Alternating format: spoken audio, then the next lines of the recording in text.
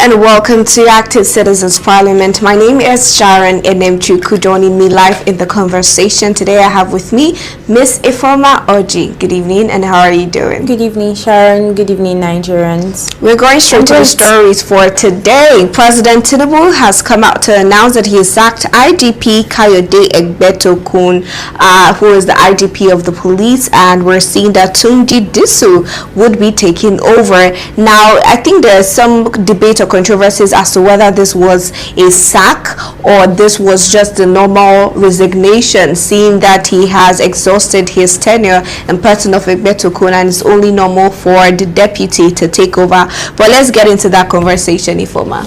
All right. The new IG of police, I think Nigerians have been expecting this to come for a very long time. Yes, so especially. Exactly, he has said a lot. Yes. He has done a lot. But I think the most controversial statement that he made is that that we do kinetic what is it called? Non-kinetic approach to terrorists, and that was really what led to a lot of backlash from Nigerians. But I think it's been a long time coming. He has reached his retirement. He has retired a long time ago, even before he was reinstated as the Commissioner of Police. So as the IG of police. As the IG of Police. So Nigerians, I mean, we are happy. Long overdue. Yes, I'm happy that he will go and rest. Yeah, let him go and rest. And I like that, honestly. And I think he doesn't face what Nigerians are facing. That's his business, in my opinion. Because when I saw the word sacked, it just been very controversial.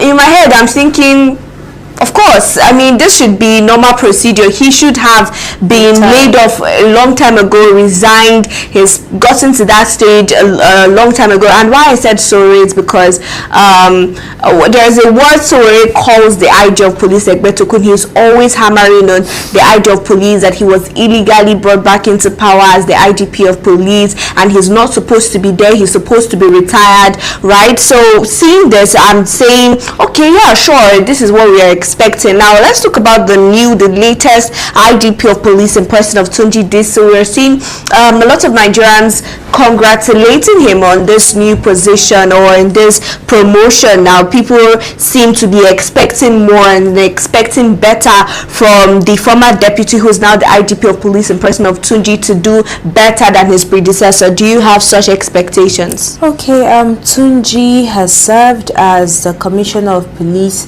in Rivers State before he was deployed as the Commissioner of Police in Abuja FCT by Egbetokun.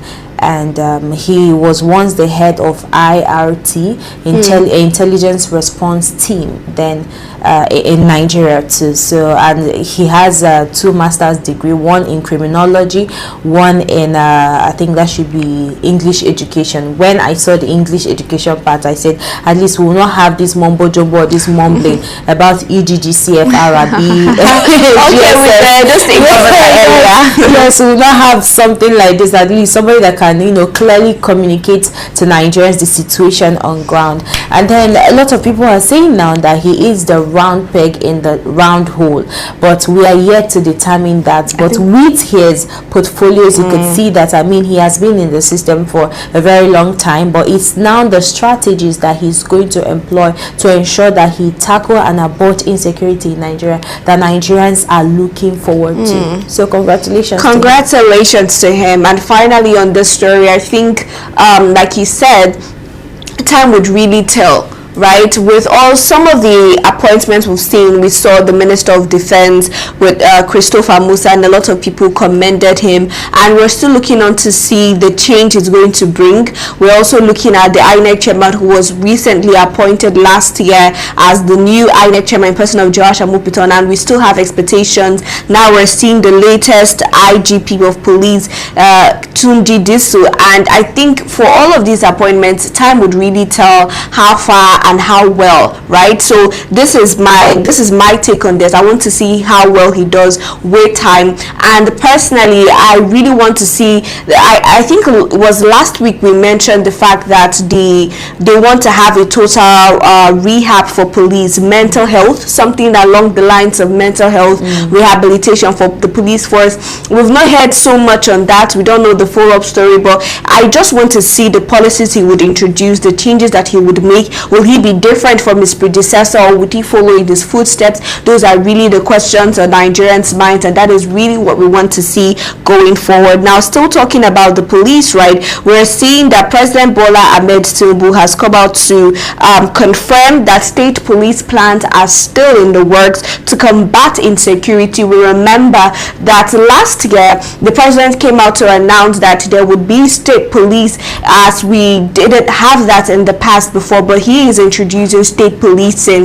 And I remember a certain governor in the north who came out to complain that if left to him, he would be able to tackle insecurity in 2 months, because he knows where the terrorists are, he knows the routes they take. But the thing now is that the army does not take command from the state governor, they take command from the federal government, they take command directly from Mr. President. Now, with the introduction of state police, my question really is, even though we haven't gotten there yet, Mr. President is just assuring us that the plans are still in the works. What are your expectations for state police? Okay, first off, I think you've established the background, which is Nigeria has been on centralized policing, the order have to come from FCT before it can be implemented in different states, which for me it's really bizarre. It's not how it's supposed to be in a functioning country, even though our country doesn't function or is not functioning. So, but my expectations is seeing that the attacks that we have in different states, especially in the north, coming to an end. We need to see more intelligence gathering, and we need to see that they kind of ensure that they unleash every architecture, every strategies to ensure that people's lives and properties are safeguarded. That is the bane of the conversation. So we need to see more tackling of insecurity and more security apparatus, the strategies they are going to employ to ensure that different states is strengthened or people are protected. So you know, one other policy that I saw from the federal government that they wanted to implement with the police force was hiring, recruiting more people into the police force. We had that discussion sometime last year and also this year, where we talked about 100,000 recruits or 1,000 recruits into the police force, and we applauded that. But I also think that if we really want to move forward with the police, the type of news we hear with the police is really saddening and heartbreaking. I would still mention the most recent one of Papaya X. We saw how she was brutalized, and we also saw EO, the content creator, and a host of others. It's just because maybe those people, those victims are not popular and we didn't get to hear about them. But we've also had personal experiences with our friends and families who've had their own fair share of just, you know, ordeal with in the hands of the police, right? And it's so important. Even as much as we're recruiting, they are sacking, appointing, reappointing people to the police force. I think it's very important that we rehabilitate the entire police force and we really take the training and retraining seriously. I don't know what they teach them in the trainings. I don't know how the training is being structured, but I do believe that that is one key point that I want to see the new IGP of police maybe focus on as he has gotten into seat. Now, also on this story, I really want to know personally for you, do you see, you said you expect, you know, for attacks to lessen, basically. Do you see that happening? You said with his portfolio, do you think that he has what it takes now to be able to achieve that? Not just your own personal experience or your take. Sharon, I can only hope for the best.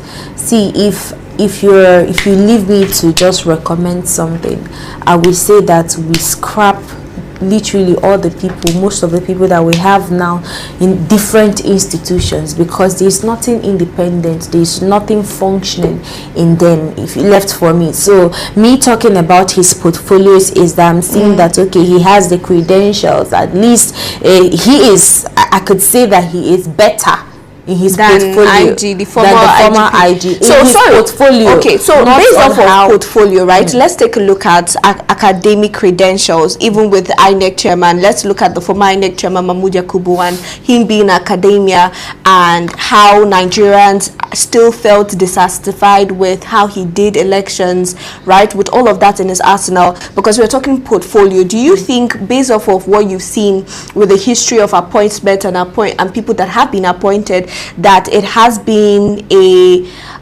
will I call it a pointer to their ability to do better? What I'm just trying to find the right words, but I'll say this. I think it's not completely about portfolio here. Me judging this Tunji based on portfolio is because I'm yet to see his capabilities. That's why I am judging him based on portfolio. If it is as regards Mahmoud Yakubu, that man terrorized Nigeria. He destabilized Nigeria to the fullest. So I don't even want to talk about his portfolio, because leaving his portfolio aside, what he saw, what we ordered was not really what Nigerians got. At the end of the day, we got a different, version of INEC independence. That's just what I would say. And then as regards this new man, like I said earlier, I can only hope that he would do better. I can only hope that we will not be telling the same stories that we've been telling all this while. The policing, not just policing, their policies, because you said something about how the approach of these policemen, how they vandalize, how they intimidate people, how they persecute people. So maybe with this new man, like I said, he might be the round peg in the round hole that Nigerians have been looking forward to. We are really jaded with talking about development every single time. We really need to see change, and I hope that change will come with this new IG of police. And also talking about state policing, right? I think what I also want to see, and what has been lacking whenever we see attacks, is that you would go to a particular community and you'd see that terrorists have been raiding and attacking people, and it will go on for hours. There is no emergency response. There are no quick responses to this situation. So now that we might be having state police, I do want to see emergency response, quick, fast response to these situations, right? And if it would take for them hiring, recruiting new policemen, fine, that's okay. But we want to see the heavy presence of police officers. We don't see in communities in Kebbi, in Kwara, in Kaduna and the likes, where you see policemen just patrolling environments where we know that it's a tough spot for bandits and for terrorists. We don't see that. It's always very quiet, right? It's always very, when you hear the takes from these commoners that are living in those areas, they will tell you, oh, there was no security presence, maybe the police station is far away, before they got here they were overpowered. I personally want to see the presence of these state police in not just their states but in their communities. But if from a person, aside from that, is there anything again that you're looking forward to see from state police if it is actually introduced? Okay, I think it's just that base, that police base, in different that presence. That presence. True. At least let them try as much as possible to see if they can rekindle the trust from Nigerians, because they've tanked all the trust. You can, if maybe you are being terrorized, or maybe a kidnapper is running towards you to maybe kill you or shoot at you, when you see a police, instead of you running towards a policeman, you run towards a different direction, because you feel maybe this person is another terrorist that is here to take your life. That is how we've really lost trust in police. And when events or incidents are being tabled placed on their table, the response, the quick response, we need to see them acting on those things, and not just